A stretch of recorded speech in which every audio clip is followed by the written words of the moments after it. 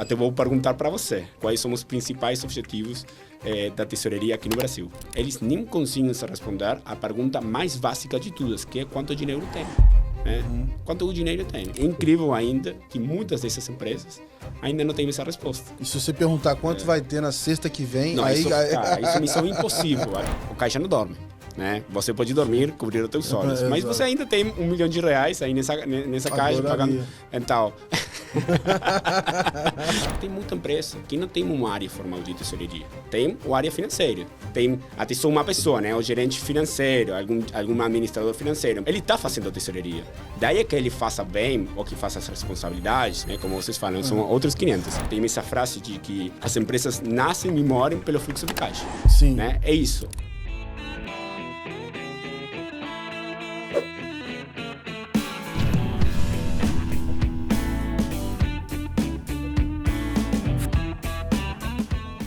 No último episódio, a gente conversou sobre o coração das instituições financeiras, que é a tesouraria. Mas tem um ponto importante para deixar claro. Isso é o coração não só de uma instituição financeira, mas de toda a empresa. É muito importante ter o controle do caixa, da alocação de recursos e uma série de ações ali que envolvem operações financeiras para manter essas instituições funcionando e seguindo a sua missão de entregar valor a todos os seus acionistas ali e os seus clientes. Então, a gente resolveu aqui dar sequência nos nossos papos sobre tesouraria, falando agora para o segmento não financeiro, conversando agora não só com instituições financeiras, mas olhando para a tesouraria das empresas também. Então, hoje a gente vai bater esse papo, eu vou conversar com o Gonzalo, ele é da Datanomic, ele é CEO fundador da Datanomic, eu tive o prazer de conhecer ele, já tem mais de 3 anos aí, a gente estava no Congresso Mundial de Open Banking, tem tempo pra caramba isso, e a gente já gravou um podcast conversando sobre a Datanomic e foi em inglês, então hoje vocês já vão ver como é que ele tá evoluindo rápido aqui no português. Eu ainda não aprendi o espanhol, mas ele tá voando no português. É um prazer te receber aqui hoje, Gonzalo. Obrigado, Gabriel, obrigado pelo convite e tô nervoso aí de falar português com você. Imagina, cara, tá tirando de letra, é um prazer te receber aqui, obrigado. E eu já quero começar desse começo aqui, porque eu fiquei pensando aqui nessa história do conceito da tesouraria, porque realmente eu sempre associei a tesouraria de banco, e aí tem todo o meu viés de ter feito trainee em banco, etc. Então esse nome sempre ficou na minha cabeça. E quando eu olho para empresas, falo a tesouraria das empresas, eu penso o seguinte... Bom, por que eu não posso falar que, sei lá, eu vou falar um sistema de BFM, ERP, tesouraria? Eu queria começar por esse conceito e tentar, de alguma maneira, separar para a gente começar a nossa conversa aqui hoje. Perfeito. Eu sempre falo que todo mundo é tesoureiro. Né? Você é tesoureiro, eu sou tesoureiro. Daí a diferença, se você sabe que você é tesoureiro, não é tesoureiro. Né? Boa, e isso acontece tanto para empresas como para as pessoas, né? Você controla o teu extrato bancário no final do mês? Você sabe quando está gastando, quando está hoje pagando? Você tem algum tipo de rotina, algum tipo de cerimônia e controle de gastos? Então, você está fazendo tesouraria para a tua pessoa física. Isso é exatamente igual, né? Só que tem logo as diferentes responsabilidades, que sempre são mais um pouco complexas, no mercado corporativo, né? No mercado de PJ. Então, no final do dia, tesouraria, seja para banco, seja para o mercado corporativo, seja para o Gabriel ou para o Gonçalo, tem o mesmo objetivo, que é o controle e gerenciamento e gestão do caixa e garantir a melhor decisão para o futuro da pessoa, para o futuro da empresa, para o futuro do banco. E daí, os diferentes sistemas que podem envolver ou não tarefas relacionadas na tesouraria. Então, você tem sistemas de gestão empresarial que têm alguma relação com a gestão financeira, como os BFMs.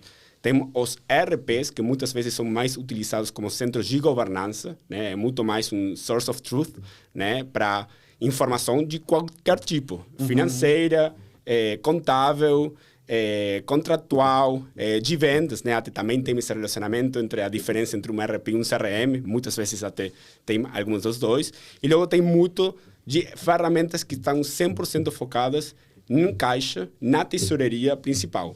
Só que aí a diferença está no conceito da tesouraria e principalmente quando a gente fala aqui de Sul América e no Brasil, com as diferenças, por exemplo, do mercado mais com outra maturidade, como os Estados Unidos, ou alguns outros mercados do primeiro mundo, de quais são as responsabilidades que eles definem nas tesourarias, né? No Brasil, até vou perguntar para você, né? O que você acha que a tesouraria faz no mercado corporativo, né? Quais são os principais objetivos da tesouraria aqui no Brasil?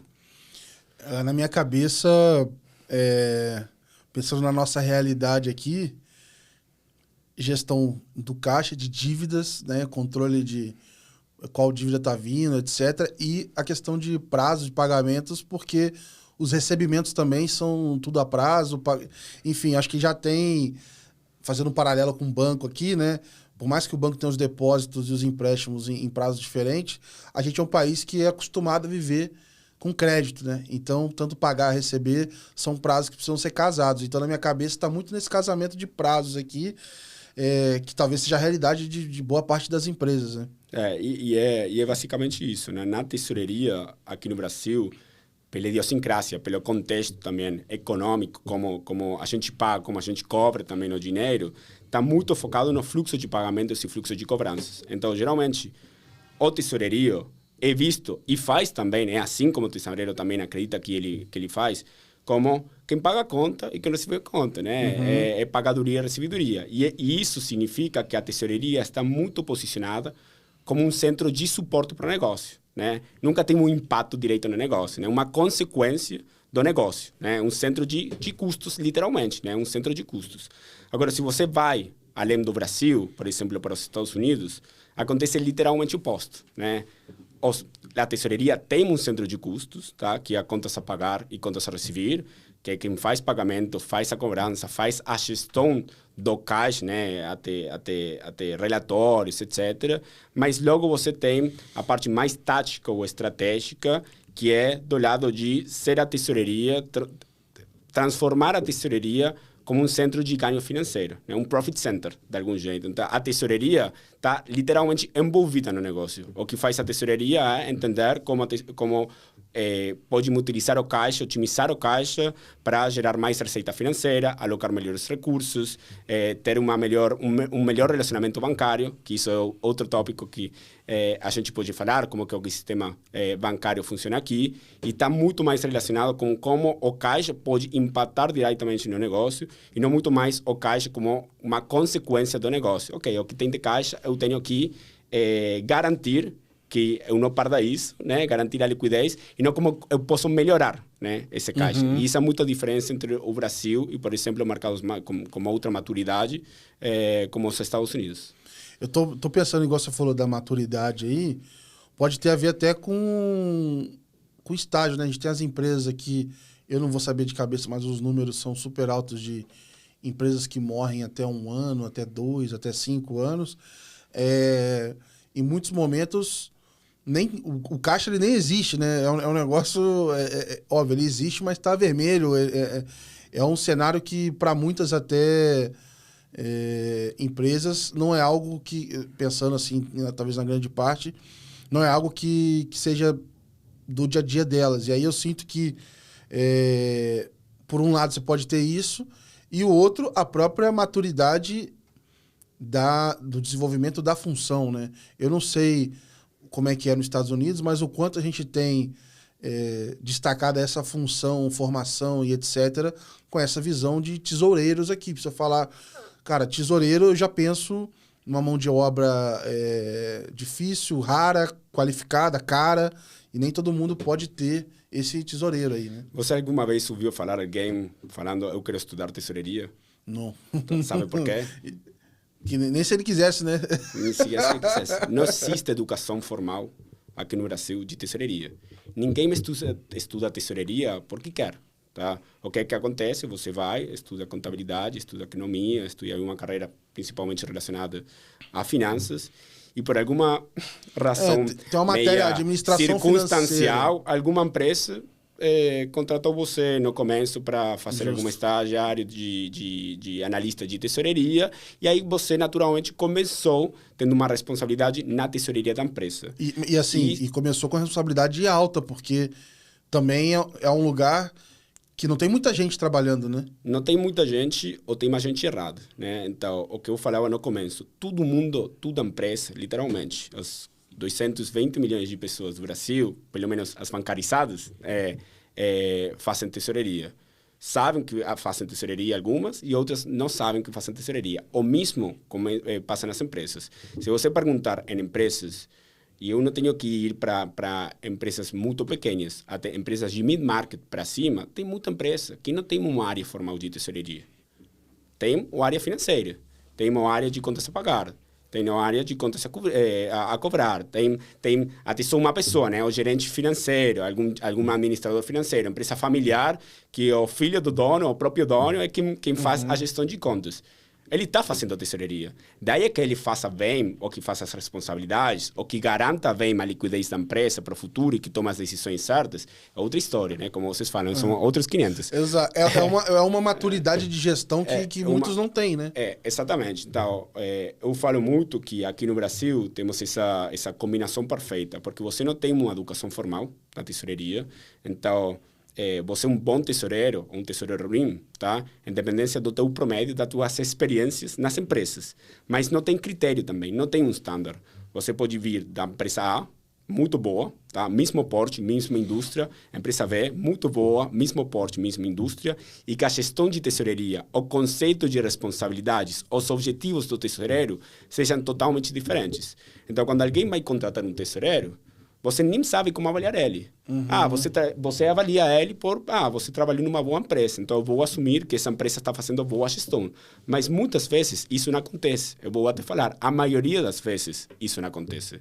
Então, por um lado, você tem um sistema onde, do jeito educacional que hoje está estruturado, a tesouraria não tem nenhum tipo de formalidade, não tem nenhum tipo de estrutura, valga a redundância, e ninguém quer ou ninguém sabe como estudar tesouraria. Tem alguns cursos, tem algumas pessoas e tem alguns institutos não formais, tá, que estão começando agora a desenvolver alguns cursos, algumas carreiras mais formadas, mas você não consegue ir na universidade a estudar tesouraria.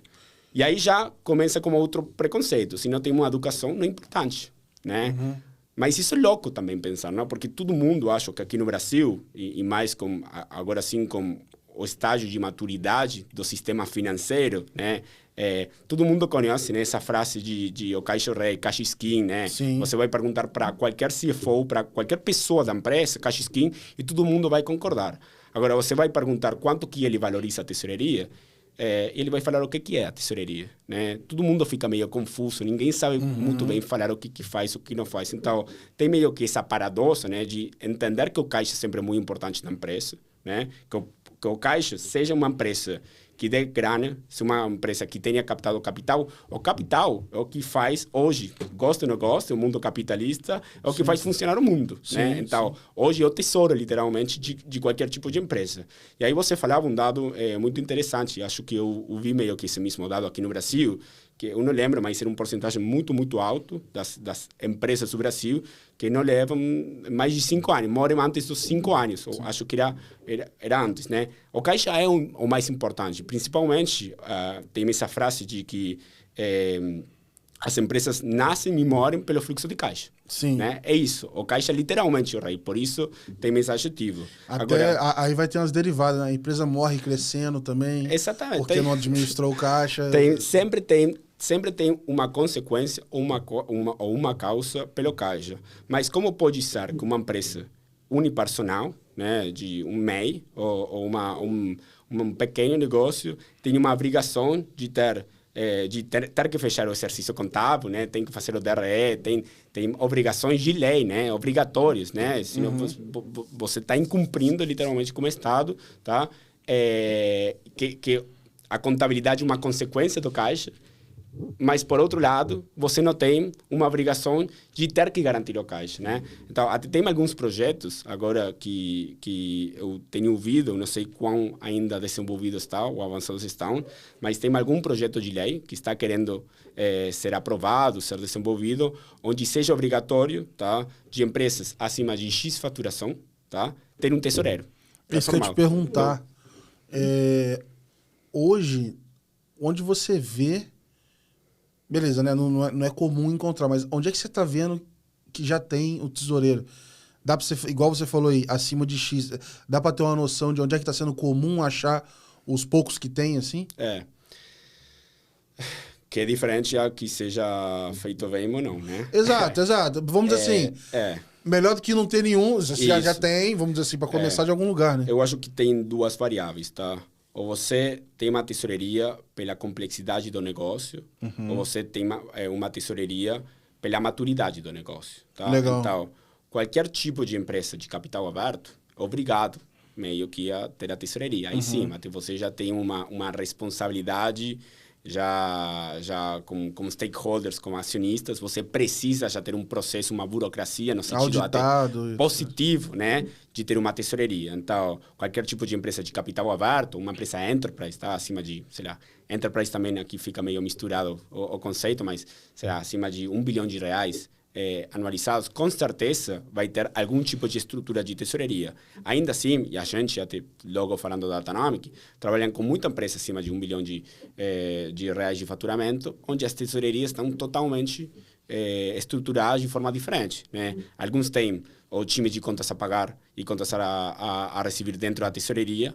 Outros têm esse time em um centro de serviços compartilhados. Outra tesouraria é só gestão de caixa. Outra tesouraria tem dois times de operações financeiras, que é quem decide onde alocar os recursos, como investir os recursos, qual fazer o melhor investimento. Outro que é relacionamento bancário, ou outro que é gestão de caixa. Então, até nos níveis com maior maturidade, ainda fica meio confuso qual teria que ser o padrão, tá? E a pergunta é, existe padrão? A gente consegue estandarizar do mesmo jeito que um DRE vai funcionar igual para o MEI que para a Vale, a Petrobras aqui do Brasil, né? O conceito mesmo. Aqui na tesouraria, não. Logo tem as empresas que, pela complexidade do negócio, tá, obrigam também a ter uma tesouraria.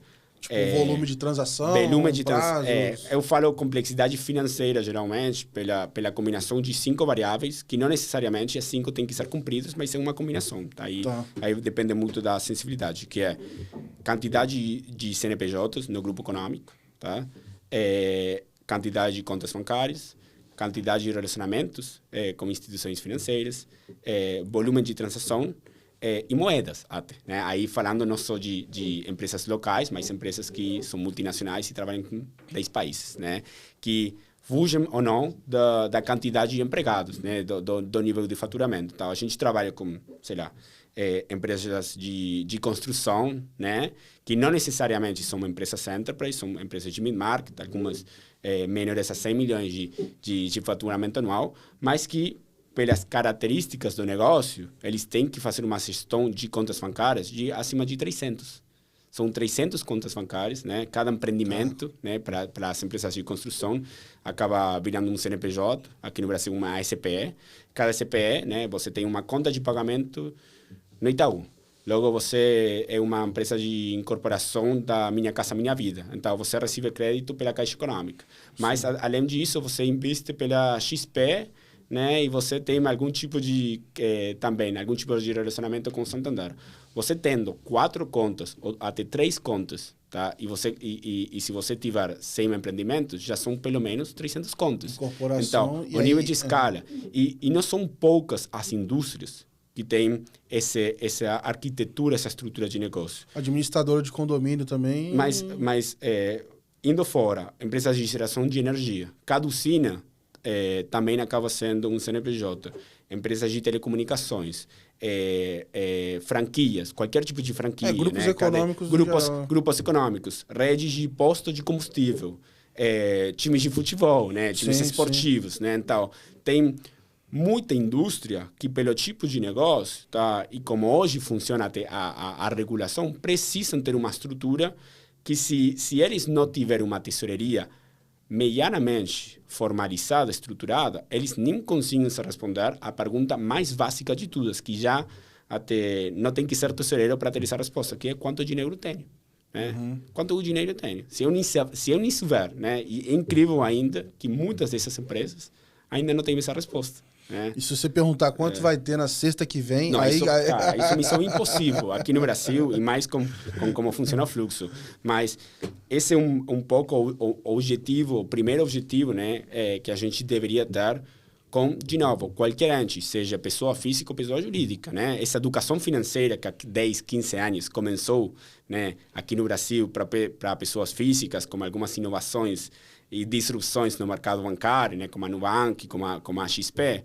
Quando que isso está acontecendo, de verdade, no mercado corporativo?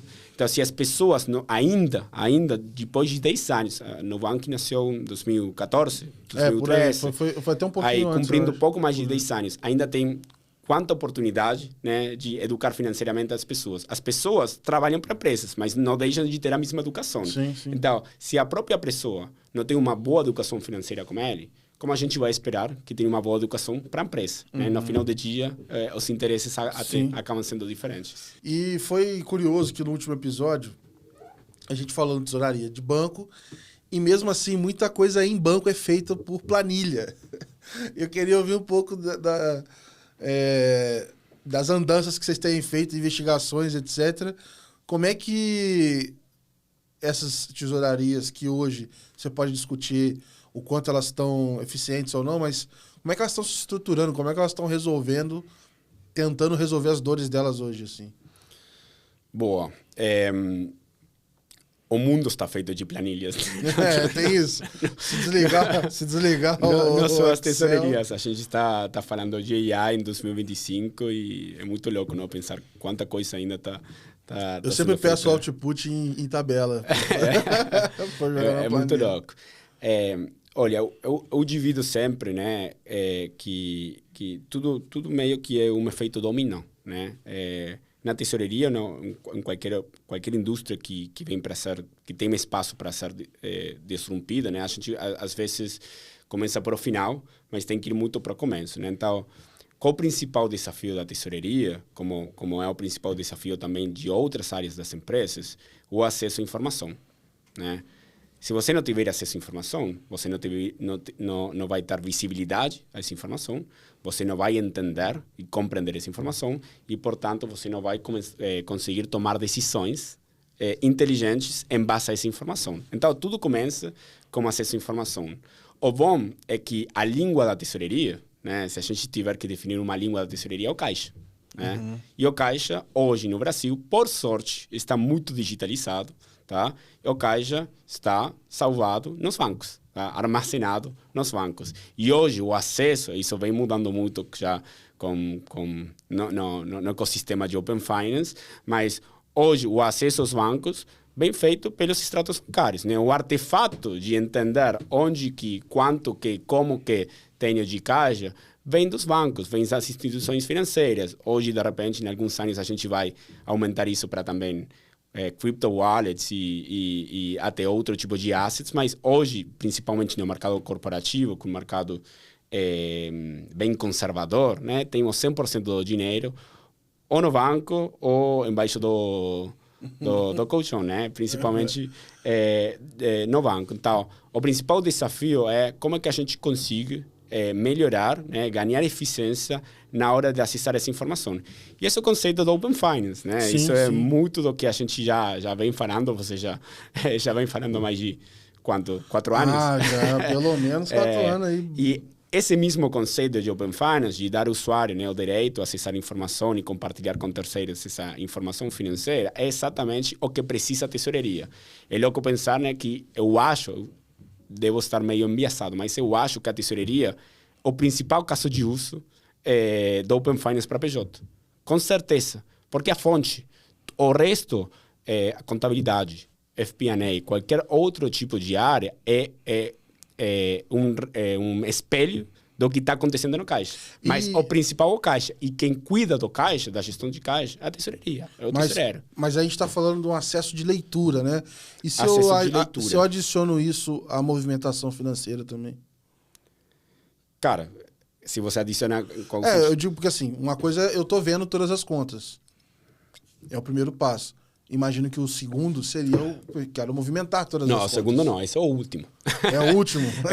Não, na verdade não é o último. Como que eu divido meio que os layers, né? Legal, a primeira conectividade. O primeiro passo é isso, eu preciso ver o que está acontecendo. Isso. Eu preciso, antes de ver, ter acesso. Ter acesso. Né? Porque hoje as empresas... E organizar depois. Vamos no caso mais básico de tudo. De novo, eu gosto muito de falar da tesouraria e para tesouraria como algo bem pragmático de entender. De novo, tesouraria, definição de tesouraria é gestão de caixa. Vamos definir bem simples. Gestão de caixa, o Gabriel faz, eu faço. Logo, se você faz bem ou mal, de novo...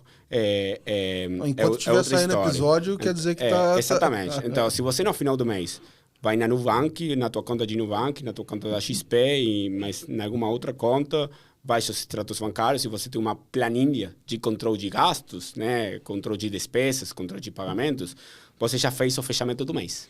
Fez o fechamento do mês, que é uma das tarefas principais da tesouraria, né? Ou você vai abrir o próximo mês, ok, isso é o que eu tenho de caixa, etc. Como você acessou essa informação? Ok, você acessou pelo aplicativo, você teve que baixar, etc.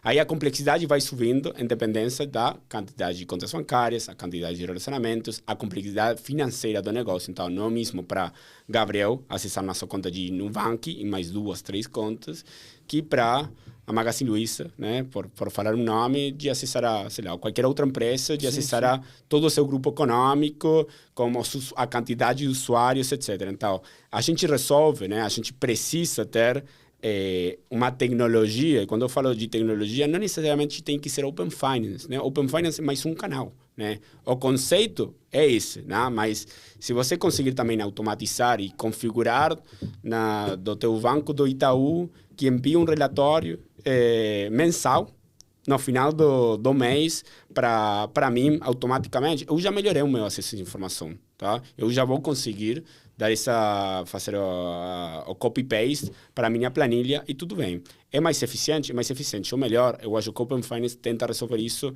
de forma ainda mais pragmática e de forma ainda mais eficiente, mais estandarizada. Isso é o número 1. E aí tem um asterisco nesse ponto que é o Open Finance evoluindo, você tendo webhooks, a mensageria, né, para fazer... Você teria, nesse mundo aqui, a tesouraria funcionando em tempo real, né? 100%. A tesouraria, eu sempre falo que... Que aí não só quando for fechar o mês, né? Exatamente isso. Eu acredito muito que a tesouraria, e é muito, de novo, do conceito de Open Finance, tem que acontecer no dia a dia. Se você está fechando o mês, você já está atrasado. Né? Sim. Você já está entendendo o que estava acontecendo, não o que está acontecendo ou o que vai acontecer. Então, esse processo, geralmente, a pior semana do tesoureiro é a primeira semana do mês. Tá? Não deveria ser assim. Né? Por que a primeira semana do mês? Porque está fechando do mês anterior. Está fechando. Então, você tem que fechar. Você tem que fechar o mês anterior no mês anterior. Não deveria. O fechamento deveria acontecer no próprio mês. Né? Então, ainda tem um espaço, uma oportunidade gigante. Eu vou estar feliz quando o tesoureiro feche mês, no mês atual. Isso ainda não acontece. Ou acontece muito menos do que deveria acontecer. A semana mais estressante, essa semana, e isso vai muito pelo acesso à informação. Então, se você vai perguntar ainda para um tesoureiro qual é o seu dor mais importante, é esse. Com certeza, é esse. O acesso à informação que está muito descentralizada, que ainda tem muita interpretação, etc. Que voltando é a primeira etapa do processo. É isso. Agora, você vai perguntar para mim, é o problema mais grande da tesouraria? Não, é o menos importante. Né? O primeiro, se você não resolver isso, você não vai resolver outros. Então, uma vez resolvido isso, aí sim você vai para a segunda camada. Primeira camada, de novo lembrando, camada de conectividade, acesso à informação. Segunda camada, visibilidade. Legal, Gabriel. Agora, imagina que a gente resolveu essa primeira camada, você já tem, em real time, sempre em tempo real, quanto dinheiro você tem. Você consiga responder sempre, a qualquer hora, 24/7, a pergunta de quanta posição de caixa o Gabriel tem. Ou quanta posição de caixa a empresa X, TPO, tem. Legal. Agora, isso é muito diferente. Ter visibilidade do dinheiro, ter visibilidade do teu caixa, é muito diferente a ter entendimento do teu caixa. Né? Você pode reconhecer a língua, mas pode ainda não saber qual mensagem, né, que a Caixa está te comunicando. Quanto excedente de capital você tem como vai ser, né? Como, em dependência de como foi o último mês, né? O comportamento do caixa do último mês, como vai se comportar no mês próximo, né? Quais são as oportunidades de otimização de alocação de recursos? Onde que estão os riscos pela concentração bancária que eu tenho em tal instituição financeira, né? Tudo isso você não vai conseguir só conseguindo olhar quanto saldo você tem no final do dia. Tudo bem, eu tenho 600 contas bancárias de 9 bancos diferentes, eu tenho R$1 bilhão, ok, e aí? O que eu faço com isso? Você tem que entender, né, que isso está te falando e quais decisões logo são consequência desse entendimento. Então, a tesouraria, a conectividade e a visibilidade vai muito no que a gente chama da tesouraria operacional. Né? A tesouraria operacional é tudo que leva a operação, né, no dia a dia. Pagar conta, receber conta, fazer relatório, fazer conciliação e, de repente, tem algum tipo de involucramento no nível de análise de fluxo de caixa. Quando você já começa na camada de entendimento, aí você já está olhando o caixa para o futuro, para entender quais são as melhores decisões para garantir a liquidez da tua empresa e para melhorar o impacto do caixa na tua empresa. Uma vez que ele está vendo a informação na frente dele ali, naturalmente surgem várias outras perguntas que vão além, né, de qual é a posição atual do caixa. Né? Isso vão surgir se você tem... Se você está com aquilo ali disponível. Se você tem isso, né? Então... Porque assim, até a gente tem o nosso financeiro aqui e tudo mais, é normal eu ter essa pergunta assim, olha, beleza, como é que tá a semana que vem? O que vai entrar, o que vai sair, como é que eu não vou ficar? Posso dormir tranquilo essa semana? Não posso? Qual é a minha preocupação? E as outras vão surgindo naturalmente. Se eu continuar assim, no final do mês, final do trimestre, porque isso também conversa muito com outras áreas da empresa, né? O quanto que eu estou gastando e o quanto que eu estou fazendo de receita, o comercial, estou batendo a meta, não estou. Então, naturalmente, quando a informação está na tela ali, já vai fervilhando de novas perguntas para serem feitas. Né? O mais difícil é quando você não sabe que você tem um problema. Você só vai saber se tem um problema se você dá visibilidade nesse problema, né? Então, é meio que o tip of the iceberg, né? Sim. Como você tem visibilidade, já aconteceu muitas vezes de falar com alguns tesoureiros, né? Resolvendo esse acesso à informação bancária e falando, puta merda, desculpa a palavrão, eu não sabia que ainda eu tinha essa conta aberta.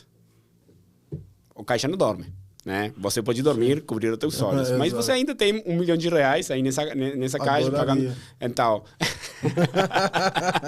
tomara que aconteça, né? Então, tudo acontece abrindo os olhos, né? Tendo visibilidade e entendendo o que a caixa está querendo te falar. Logo está a interpretação subjetiva em base ao contexto também da pessoa ou da empresa, né? Aí sempre a gente fala da política, né? Política de empresa, né? Porque eu sou uma empresa de capital aberto, tem coisas que eu não consigo fazer por política. Então, tem limitações que, fora do que a caixa está me falando, eu não consigo fazer. Tá? De repente, eu tenho uma oportunidade muito legal de aplicar 30% do meu caixa é Bitcoin. Legal, mas aqui no Brasil, eu acho que ainda, né, as empresas, a política de investimento das empresas ainda é muito mais conservadora do que seria em outros países e acho que ainda vai faltar para que alguma empresa esteja fazendo uma tesouraria baseada em Bitcoin. Então, aí volta no que a gente estava falando do tesoureiro mais aí ao estilo americano de ver oportunidades de alocação desse caixa, né? Exatamente. E aí, de novo, vai muito do que a gente falou no começo de como é que o tesoureiro se valoriza, né? Hoje o tesoureiro é muito pouco valorizado. Tem uma estadística, eu não lembro agora a fonte, mas tem uma estadística mundial, mas aqui no Brasil também é uma realidade onde a tesoureria é a área menos valorizada, e aí em termos econômicos, do área financeira. Né? Ou menos valorizado. Né? Se você faz essa comparativa... Eu vejo alguém com o nome tesoureiro, eu já falo, ih, meu irmão, tá ganhando bem, tá forte. É o oposto. Né? Geral, e é menos valorizado em termos econômicos e em termos de desenvolvimento profissional.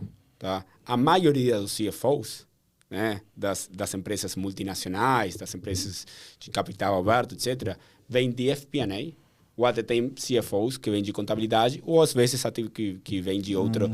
Tem pouco ou quase zero, eu tenho ouvido muito pouco, tá? De transição de tesouraria para CFO. Então, aí você já vai vendo na realidade quão importante é a tesouraria aqui no Brasil. Agora, se você vai para os Estados Unidos, essa história muda.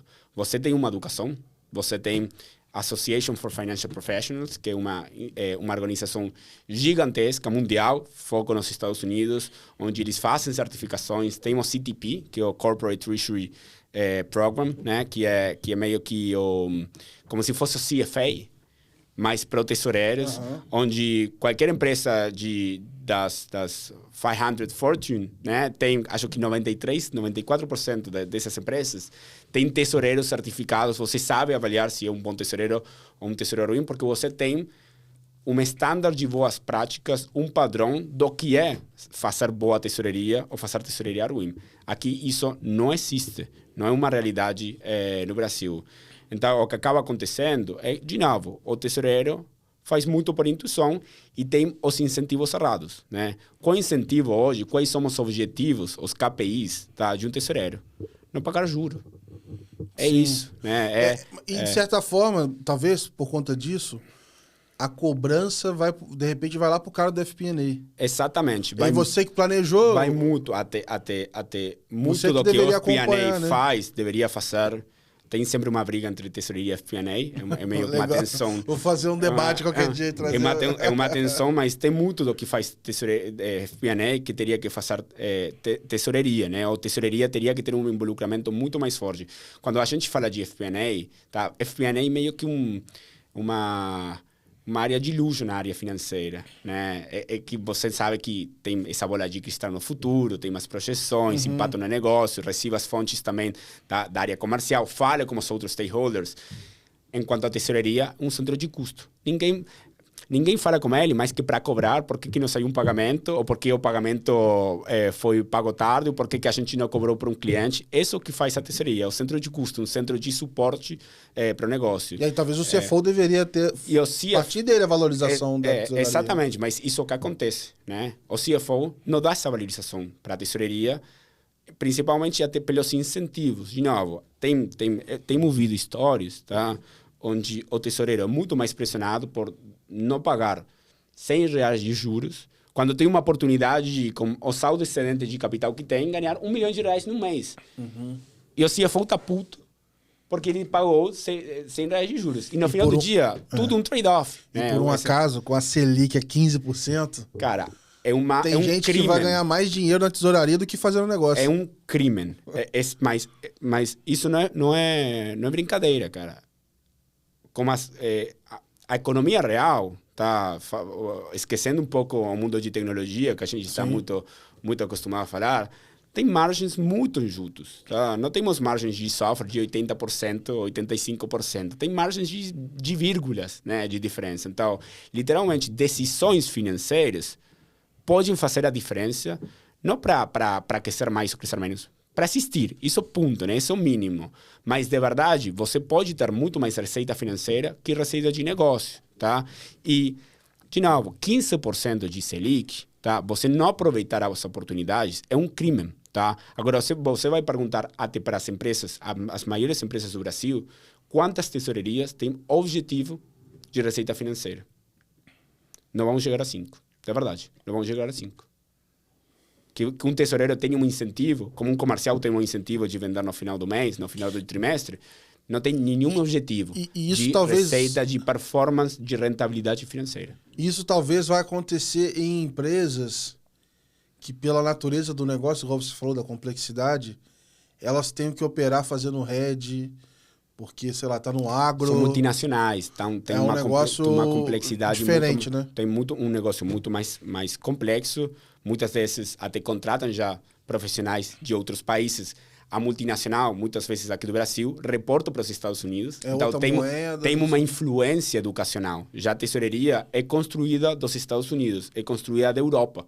Né? Então aí tem uma diferença cultural de como é feita a tesoureria. Empresa brasileira, local, sem uma influência internacional, é triste. Agora, como é que a gente... E aí eu quero até entender um pouco do trabalho de vocês. como é que se trabalha para resolver isso? Porque, beleza, queremos valorizar, quero dar ferramenta. Como é que eu chego para esse cara que está lá com a planilha ou com nada, sei lá, não está organizado, não está tendo esse acesso? Como é que se chega lá para começar a olhar para isso e, de fato, tentar criar essa cultura de gerar valor dentro da tesouraria em algo que talvez ele nem estava esperando, nem sabia que tinha essa possibilidade? Se você me perguntava isso vou te falar, quando a gente começou lá 2023, eu ia falar, eu sou um background tecnológico, eu sempre falo que a tecnologia resolve tudo. Eu ia falar tecnologia, tá? Hoje, a minha resposta é diferente. Hoje, eu falo educação e depois tecnologia. Tá? Não adianta ter uma Ferrari para quem não sabe dirigir uma bicicleta. Você tem que ensinar que ele que está a pé, ele vai conseguir ter um meio de... Aliás, a gente está vendo aí Porsche na rua batendo a doidada aí, o pessoal não sabe tocar não. Exatamente. Então, você tem que primeiro fazer ele entender por que o que ele está fazendo, tá? Tem um espaço de melhora, o que esse espaço de melhora vai ter como consequência na empresa, como que ele vai... Porque no final do dia, você está falando com uma pessoa, né? Então, ele também tem que ter um incentivo, isso é mais difícil. Tem que ter um incentivo de querer fazer isso, tá? E aí, é como hoje o ecossistema financeiro, o mercado corporativo está construído, que a gente pode falar disso, tá? É meio que um mercado meio hostil para o tesoureiro, né? O tesoureiro não tem muita saída, não tem uma educação, não tem ninguém para reconhecer ele, você está fazendo um ótimo trabalho, porque ninguém está mensurando ele. O mercado mais financeiro bancário não ajuda muito nas inovações e tecnologias para ele conseguir trabalhar melhor. Então, ele não tem incentivo nenhum em fazer literalmente isso. O incentivo é não fazer errado. É não fazer errado. Acertar, é literalmente se proteger. Você não errando, está fazendo um bom trabalho. Isso que faz a tesouraria, isso é a definição de uma tesouraria de suporte. E a gente sabe que qualquer coisa, né? Crédito, por exemplo, se a sua taxa de erro é 0, quer dizer que você não está dando crédito suficiente, você está perdendo muita oportunidade, né? Então, é preciso ter uma certa margem de apetite ao risco para você ter retorno, né? Exatamente. Então, como que a gente vê essa transformação da tesouraria operacional para uma tesouraria estratégica, para uma tesouraria com um nível de maturidade desses mercados que a gente vem falando, como os Estados Unidos, é muito da combinação de educação e tecnologia. E boa vontade. Com certeza. Então, a gente sim, e acho que o Brasil tem essa combinação perfeita, né, para que isso aconteça nos próximos anos, porque tem um mercado financeiro muito avançado, tem um volume de mercado gigante, como nenhum outro país de América Latina, uma das economias maiores do mundo, né? Tem muito talento, tem muito talento, tem empresas que realmente estão fazendo a diferença, e hoje tem uma regulação, tá, que ajuda, que até está forçando a repensar algumas dinâmicas dentro das áreas financeiras, pelo Open Finance, por exemplo. Então, a gente vem construindo juntos, né, esse entendimento de por que a tesouraria é importante, o que a tesouraria faz, por que o caixa é importante. Acho que todo mundo sabe, né? Mas eu não acho que todo mundo sabe que a tesouraria quem cuida do caixa, né? Parece natural, mas não é muito natural. Então, fazendo muito essa redundância da mensagem, tá, para o próprio tesoureiro, né? Essa importância, essa influência tem que vir de dentro. Se o próprio tesoureiro não está se valorizando, se o próprio tesoureiro só acha que ele tem que fazer pagamento de conta ou receber conta, por que o CFO, por que as outras pessoas, por que as outras áreas vão pensar que a tesouraria é importante? Agora, a tecnologia joga um papel muito importante. Hoje, pela primeira vez, acho que isso que a gente falava dessas primeiras camadas, né, de conectividade bancária, logo visibilidade financeira, entendimento, é possível de melhorar em graus de magnitude, né? Antes, como você melhorava, tá? Essa conectividade, por exemplo, esse acesso à informação financeira, era com mais pessoas, né? Você tinha uma empresa de um analista, tinha um time de tesouraria, tem um analista de tesouraria que das 7 da manhã às 6 da tarde, sua única função é acessar os portais bancários e baixar os extratos bancários e aí começar com os processos financeiros. Se você queria fazer isso mais rápido, contrata mais uma outra pessoa. Se você quer ainda mais rápido, contratar mais outra pessoa. Então, tem empresas que há alguns anos... Uma pessoa por conta. Mas tem pessoas, tem times ainda a gente vê cada vez menos, por sorte, mas ainda a gente vê, tá? Times de tesouraria que tem 30 pessoas, você fala, cara, é importante tesouraria na empresa. Quando você começa a investigar, das 30 pessoas, 25 são estagiários, né? O analista de tesouraria, que eu falo, o analista com analista. Deus tome conta. Faz tudo em análise, né? Que, de novo, o único trabalho dele é acessar a conta e ponto. Tá? Então, tinha oportunidade de melhoria, mas era muito inescalável, muito ineficiente. Hoje, não só pela tecnologia Open Finance, mas até pelo conceito, pela democratização, eu odeio essa palavra, mas estou utilizando, pela democratização... Pra falar isso aí em inglês já não tem como, cara. Do conceito de Open Finance, e logo sim, pela execução desse conceito nas tecnologias bancárias, hoje a gente consegue fazer isso em questão de segundos ou em questão de minutos. Então, essa informação financeira fica muito mais fácil, que é o principal dor das tesourarias visíveis. No momento que você resolve esse dor e você mostra aí o caixa dele, aí que você começa a educar.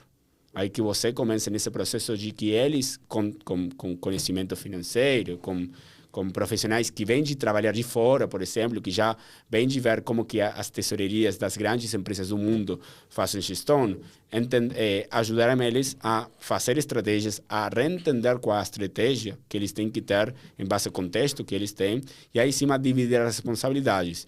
E não tirar só a tesouraria como uma tesouraria operacional, de pagar contas e receber contas, mas que literalmente seja uma tesouraria estratégica, onde, de novo, o objetivo dela seja a garantir liquidez, a melhorar e otimizar essa gestão de caixa para frente. Então, aí sim, a ter uma melhor estratégia de alocação de recursos, a identificar excedente de capital, ou cobertura de contas, a entender quais são os melhores produtos, os melhores serviços que estão disponíveis no mercado em base à política financeira de tesouraria, de caixa, de liquidez que eles têm. E aí que a gente vai educando com tecnologia e com educação, redundantemente, mas como consequência da tecnologia.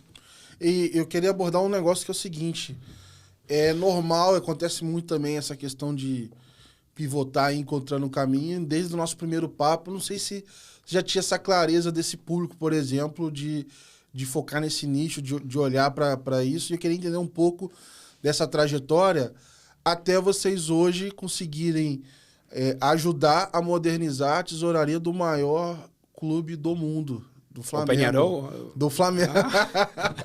Os caras têm o Flamengo de cliente que, enfim, tá usando ali a solução deles para trabalhar com a tesouraria deles também, né? Um negócio legal pra caramba. Então eu queria entender um pouco até dessa trajetória, assim, do lado do empreendendo, como é que foi esse processo ali até encontrar essas soluções, esses caminhos também.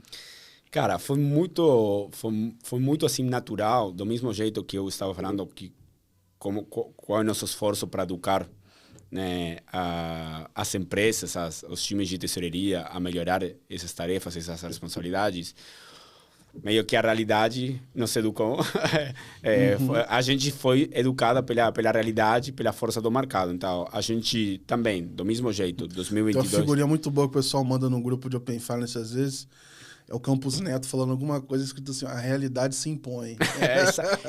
Mas é exatamente isso. Então, a gente pensava que o maior problema que a gente podia resolver era o mesmo que hoje, superficialmente, as tesourarias pensam, que era o acesso à informação financeira. Então, a gente começou lá em 2022, meio que quando a gente bateu o papo, com essa missão de ajudar empresas a melhorar seu acesso à informação financeira. Era isso. A gente vinha, né? Eu vinha de trabalhar em instituição financeira, onde a gente tinha também um monte de contas bancárias, em muitos mercados era muito difícil ter esse acesso à informação, e a gente tinha pensado que era legal, né, que tinha uma oportunidade muito legal de fazer uma infraestrutura de conectividade financeira, bancária, para ajudar essas empresas financeiras tecnológicas, tá, a trazer essa informação de forma mais rápida, mais estandarizada e automatizada. O que acabou acontecendo, como você falou, foi meio que oposto, né? Foi um giro de 180 graus, né? Porque a gente esse objetivo de ir para empresas de tecnologia financeiras acabou sendo ir para empresas não financeiras e não tecnológicas, né? Foi literalmente o oposto. E até a história foi literalmente eu falando com um amigo que eu ele trabalhava numa empresa de incorporação, construção no Uruguai. Eu estava falando para ele o que a gente estava fazendo. A gente estava tendo muita dificuldade nessa venda, né? A gente vendia para tecnologia, né? A gente tinha uma infraestrutura da APIs, a gente vendia para os times de tecnologia de grandes fintechs da América Latina. E eu estava falando meio que o que a gente estava fazendo, qual era a nossa missão. Ele falou, olha, Consa, a gente está sofrendo disso. Você pode ajudar a gente? Falei, olha, mas a gente tem uma APIs. Não, mas a gente não tem time de tecnologia, né? A gente precisa de alguma plataforma, mas a gente tem literalmente esse problema. Eu falei, como assim? Ele falou, olha, pelo cada empreendimento, né? Você tem que abrir uma conta bancária, né? Tem que abrir uma entidade legal, um CNPJ, no Uruguai tem um outro termo. E daí, a empresa onde eu estou trabalhando, ele trabalha na parte de contabilidade. Na empresa onde eu estou trabalhando, tem 150 contas. Falei, olha só, acho que tem uma oportunidade. Daí que a gente começou meio que pesquisando essa oportunidade também, investigando essa oportunidade aí no Brasil. E se a maior empresa do Uruguai de incorporação tinha 150 contas, no Brasil tinha 6.000 contas. Então, tem empresas, por exemplo, de incorporação que, de novo, lembrando, né, são empresas que geralmente têm zero envolvimento tecnológico, são zero financeiras, mas que no final do dia tem caixa distribuído em 6.000 contas bancárias. 6.000 contas bancárias. 6.000 é o extremo, né? Mas tem sim muitas empresas de centenas de contas bancárias. E aí que foi meio a gente pensando, ok, a gente Alguém tem que digitar essas senhas um por um em algum momento. Cara, é um caos. É caos. Não, independente da plataforma, né? Alguém passa por isso em algum momento da vida, né? Isso é uma discussão que tá rolando agora no Open Finance também. Sim. Como que a gente permite um melhor fluxo de autorização, né? De consentimento, né? Para essas grandes empresas. Se demorar um minuto, já são 6.000 minutos. Tem aí algumas propostas de fazer procuração em lote. Sim, né? sim. Já que sejam um lote de contas já autorizadas ao mesmo tempo. Eu lembro que isso era muito comum quando eu penso no pessoal de condomínios também. Eu falo, cara, não tem como eu fazer, eu tenho que fazer autorização para todo mundo, fazer conta a conta, não tem como. É impossível. Então, daí o que, indo para trás na história, aí o que aconteceu ok, vamos no Brasil, vamos empresas de economia real, mas com a mesma missão. Né? Vamos ajudar empresas da economia real, que tem muita complexidade financeira, que tem um volume alto de contas bancárias, que tem um volume alto de CNPJs, que tem um volume alto de relacionamento de instituições financeiras, a melhorar seu acesso à informação financeira. Aí a gente desistiu, né, de só ter uma infraestrutura bancária, APIs. A gente criou um produto acima dessa infraestrutura bancária, porque a gente já deixou de vender para o TI, começou a vender para o usuário financeiro. O usuário financeiro precisa já ter, no momento, né, essa experiência de usuário, já ter valor. E aí que, quando a gente começou já vendendo, né, e aí descobrindo que tinha um valor importante nesse acesso à informação para empresas de incorporação, empresas de geração de energia, empresas de telecomunicações, franquias de hotéis, redes de combustíveis, tem muitas indústrias, muitas mais do que a gente espera. Quando a gente começou resolvendo essa informação, tá? Como consequência, aí que o nosso caminho começou a se abrir, né? Tanto para a gente como para eles. Legal. A gente começou a ouvir coisas como, eu não sabia que eu tinha essa conta aberta, eu tenho R$1 milhão, mas o que eu faço com isso, né? Agora eu preciso de ajuda para entender melhor, né? Foi o primeiro síntoma para entender que estava tudo errado, né? Que, na verdade, o nosso objetivo original, que era acesso à informação financeira, era o meio. Era só a primeira etapa. Era só a primeira etapa. E aí que a gente foi muito descobrindo como o próprio mercado. Vocês também viram o problema. Não só o dono da conta viu o problema, mas vocês também, né? E aí que a gente começou iterando, aí que a gente começou entendendo se era um problema no Brasil. A gente nem falava de tesouraria nessa época. A gente falava de financeiro, né? Foi só depois de um tempo que a gente falou, mas então a gente está resolvendo, é tesouraria mesmo? O que é a tesouraria? Como que funciona, né? Ainda tem muito esse conflito, porque você fala para o tesoureiro nem sabe falar o que ele está fazendo. Tem conceitos muito raros, como, por exemplo, fluxo de caixa. Fluxo de caixa é uma das definições mais difíceis que eu tenho para falar com qualquer tipo de profissional financeiro, tá? Não tem um standard, não é? De novo, não é como a DRE, né? Teria que ter um standard, mas não tem. Tem muita pessoa, muito profissional de tesouraria que trata o fluxo de caixa como um fluxo de pagamento. Ele, não, esse é meu fluxo de caixa. Tem muito tesoureiro, contábil que fala do seu DRE como seu próprio fluxo de caixa. Tem uma mistura de conceitos que foi muito difícil. Então, a gente começou a aprender muito, começou a entender muito qual era realmente o valor que a gente podia solucionar, qual era o caminho, né, para chegar ao nosso objetivo final, que agora sim é muito mais ajudar empresas de complexidade financeira a navegar melhor pelo mercado financeiro. No final do dia é isso, né? A gente, as empresas estão muito mal assessoradas, né? Não tem uma assessoria, né? No Brasil, de como eles têm que navegar pelo mercado financeiro, quais decisões eles têm que tomar para garantir, para ter a melhor garantia, né? De liquidez de caixa, para otimizar melhor esse caixa. Não tem ninguém que incentiva eles, até o oposto, né? Tem muito, como se fala, tem muito profissional que bloqueia de algum jeito esse desenvolvimento profissional, né? E o próprio mercado bancário, né? Que tem até esse conflito de interesse. Do mesmo jeito, eu sempre, né? Eu tenho ouvido muito aqui que acontecia muito no Brasil, para a PF, que acontece também para a PJ, né? Que você ia para a agência bancária, no momento que essas agências bancárias existiam, né? E que eram populares, e você ia para sei lá, para pagar alguma coisa e acabava com, sei lá, tirando um crédito, porque tinha... o mesmo acontece... Isso quando não te liga e fala assim, você pode passar aqui para atualizar essa informação, o cadastro? E acabou tirando um crédito de R$2 milhões, né? Não, se o cara ele quer pegar um crédito, isso acontece até hoje, eu vejo na família, em outros lugares, se ele quer um crédito, existe uma falsa sensação de que o cara tem o poder de te dar o crédito ou não, sendo que o crédito já está lá. Assim, ele tem pouca influência, e aí ele envolve aquilo com produtos que não tem nada a ver para bater a meta dele. E sempre um ótimo investimento, sempre um ótimo produto, sempre é perfeito para você, é sempre um fit. Então, isso que acontece para você, tá? Incrivelmente, acontece da mesma jeito, da mesma maneira no mercado corporativo. Então, você é um profissional que não tem incentivo, você é um profissional que não sabe o que tem que fazer, você vai e tem algum tipo de relacionamento bancário e está o cara que está preparado para isso, que quer chegar na meta dele falando, cara, você quer abrir conta comigo, você não quer pagar tarifa, mas você tem que tirar um crédito de R$500 mil. Tudo bem, ninguém vai saber. Eu vou pegar esse crédito. E eu abri uma conta bancária sem tarifa, porque no final do dia é isso. Né? Ou no final do dia você está incentivado a não pagar essa tarifa, a não pagar esse juro, né? É tudo da perspectiva de custo, não é da perspectiva de ganho, tá? Então ele faz isso. No trade-off dele, o incentivo dele é isso. Se ninguém vai reconhecer o que ele está fazendo bem e só vai reconhecer o que ele não está fazendo de mal, aí tudo fica meio que... Sim. Fica de ponta cabeça, que fica ao contrário. Exatamente. Então foi meio que entendendo muito como que se dá a dinâmica do mercado, né? Qual o real incentivo das instituições financeiras, dos bancos, né? Que no final do dia, o incentivo do banco, o banco é uma empresa. O incentivo do banco é gerar receita. Sim. Ponto, né?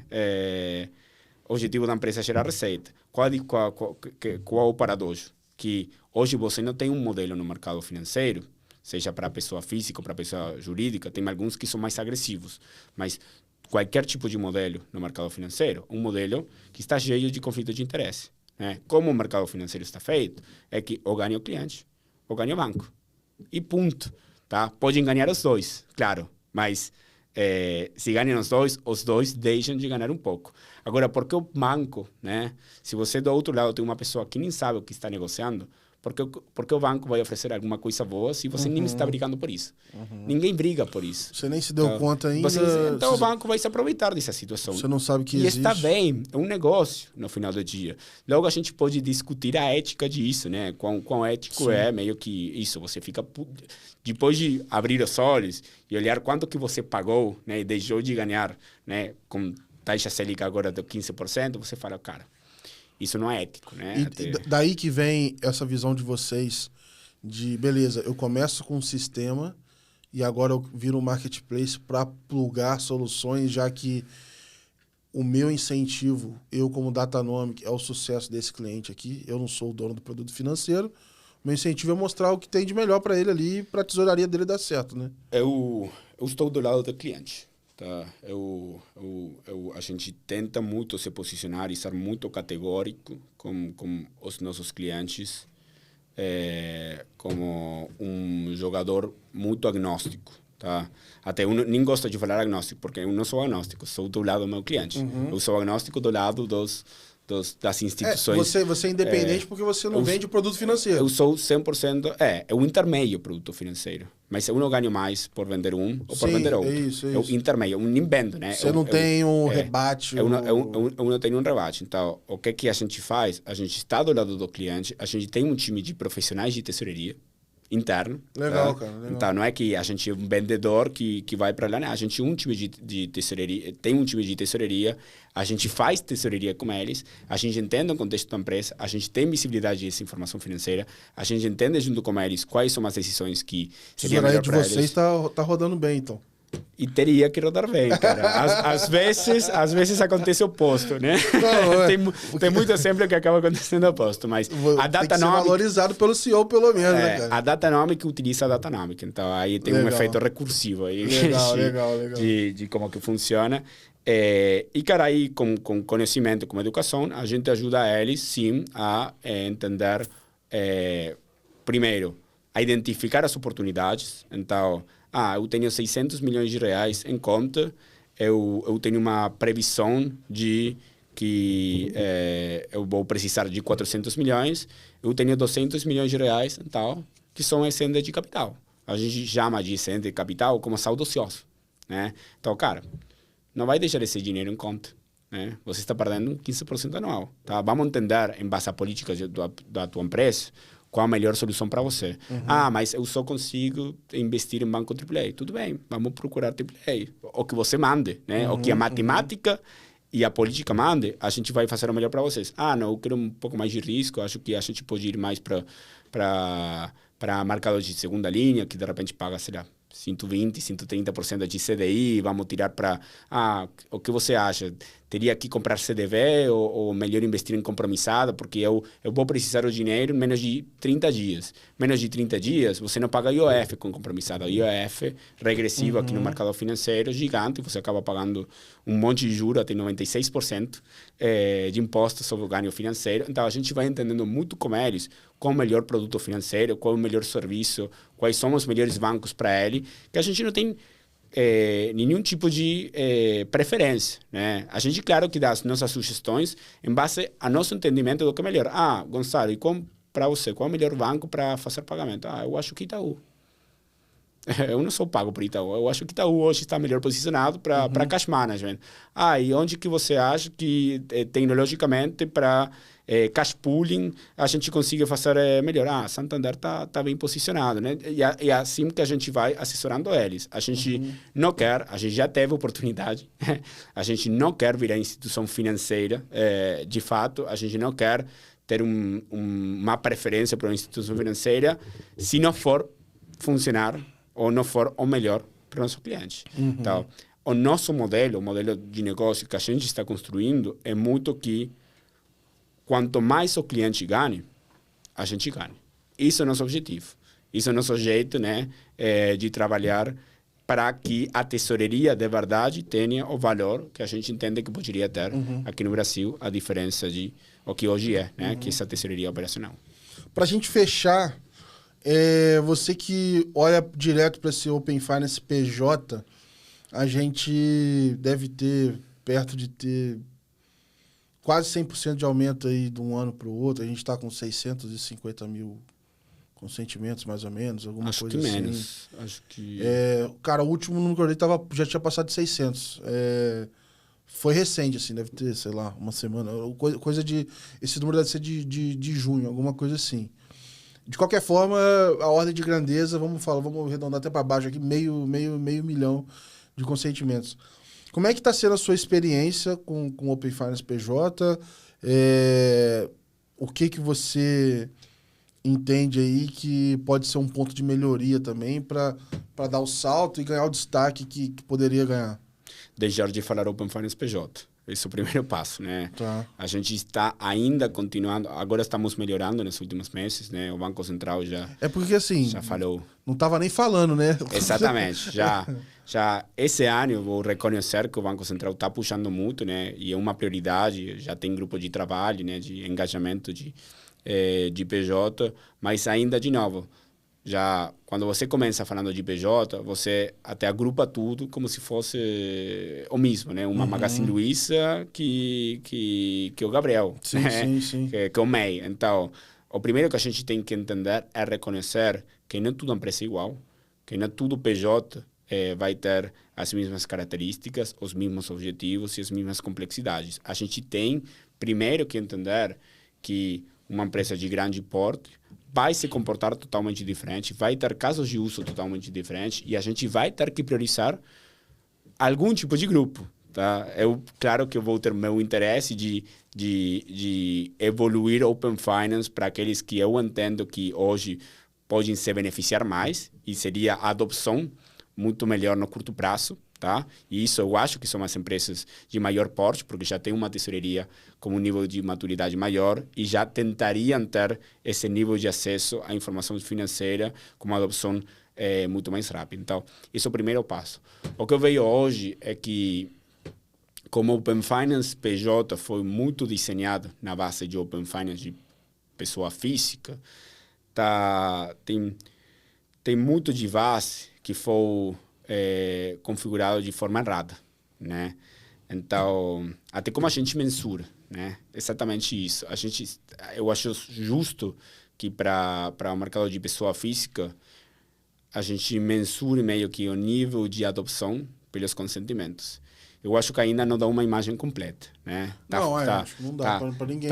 Para ninguém, mas pelo menos você sabe que o Gabriel Pereira deu um consentimento, que em algum momento viu alguma publicidade de algum banco, compartilhou os seus dados, seu consentimento, ok, tudo bem, e continua ativo, né? Não removeu. Agora, no mercado de PJ, isso não é nem o primeiro passo, né? É muito antes, inclusive, ainda. Tem muita empresa que tem um conflito, tá? Que não acontece com pessoa física, que é reconhecer que os bancos têm um conflito de interesse. Então, qual é o problema? O Itaú vai te oferecer você compartilhar os dados com ele. Você é uma empresa que trabalha com Itaú e trabalha com Santander. Você tem 200 milhões de reais em Santander, você tem 100 milhões de reais em Itaú. Tá? No momento que você compartilhar os dados de Santander para Itaú, com como funciona o mercado, o gerente de conta de Itaú, como ele está incentivado, ele te fala, olha, espera aí, você tem 200 milhões de reais em Santander, você só tem 100 milhões de reais em Itaú. Se você, na próxima, quer esse produto, você vai ter que trazer esse dinheiro para cá. Então, a gente está vendo muito, tem esse bias de supervivência, né? A gente está olhando o que não está funcionando por o que mostram os dados e não por o que não mostram, né?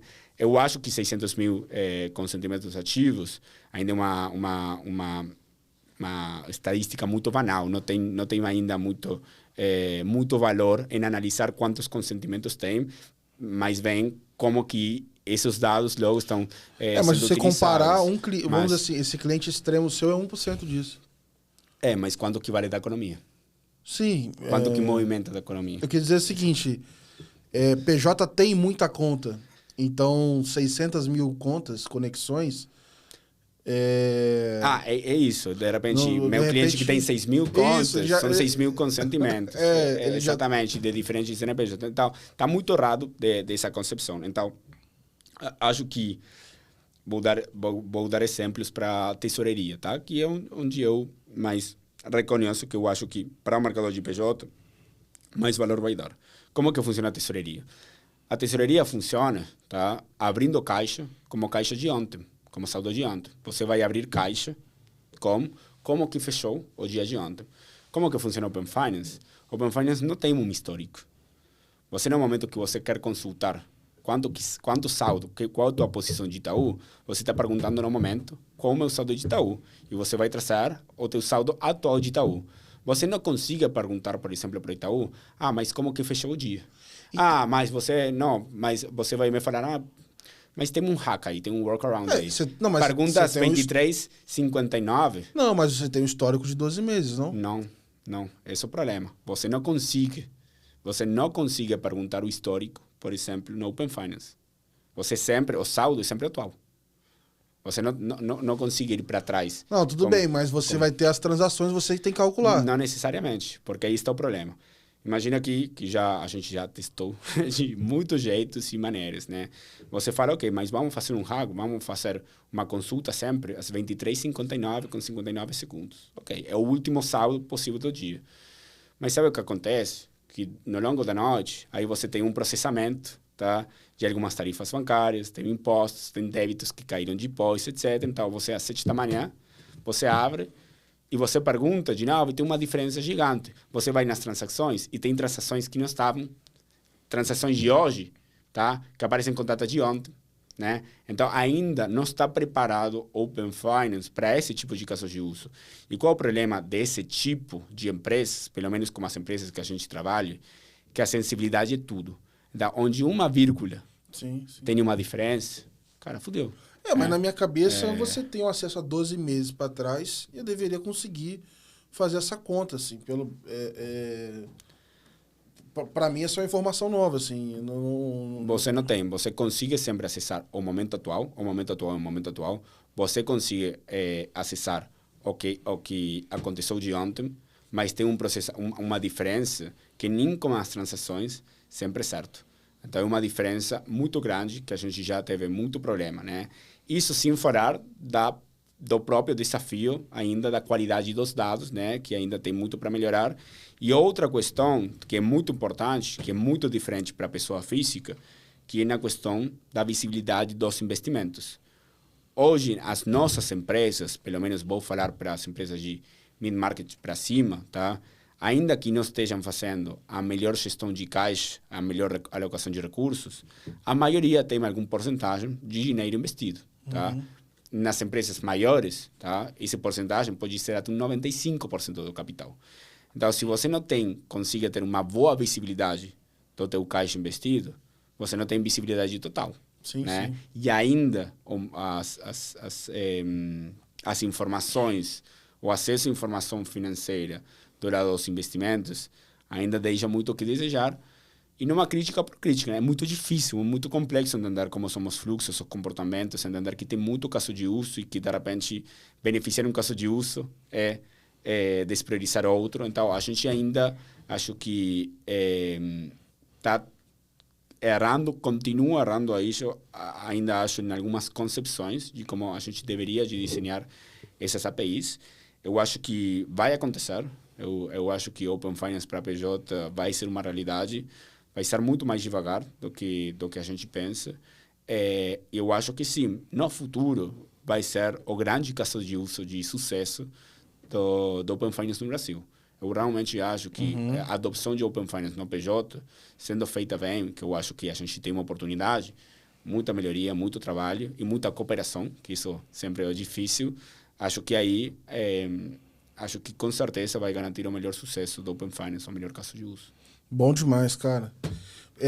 A gente tá aqui no limite, cara. Eu quero te agradecer aqui pelo papo, porque foi uma baita aula da realidade aí do tesoureiro, desse desafio. Eu acho, inclusive, cara, parabéns aí até pelo período, porque assim, desde a última conversa que a gente teve e ter essa profundidade toda que você está tendo agora, e equipe inteira dentro dessa realidade da tesouraria, cara, sensacional, assim. É legal a gente acompanhar na prática o negócio crescendo, tomando forma, etc. Então, é muito interessante. Queria te agradecer pela participação mais uma vez aqui com a gente, Gonzalo. Obrigado, Gabriel. Obrigado novamente pelo convite. Obrigado pelo me desafiar a falar português. Que isso, cara? Fazer um podcast eu nem lembrei em nenhum momento. Mas que... na próxima vez a gente vai fazer em espanhol. Bora, eu vou ter que treinar aqui, cara. Você baixa aí o Duolingo e começa a treinar aí. Mas obrigado pelo convite e ótimo voltar a falar de novo com você. Boa. Pessoal, obrigado por acompanhar aí até o final. Só para lembrar vocês, esse e todos os episódios sempre vão ter uma matéria no nosso portal também. Então, follow the money. Entre lá, letsmoney.com.br. Lá você vai ver todas as matérias desse e de todos os outros episódios, vai conseguir compartilhar. De repente teve algum episódio que você não conseguiu assistir até o final, não deu para pegar. Lá você pega a matéria rapidinho, você se atualiza e fica bem informado. Entra lá, letsmoney.com.br. Obrigado por acompanhar. A gente se vê no próximo episódio. Grande abraço. Tchau, tchau.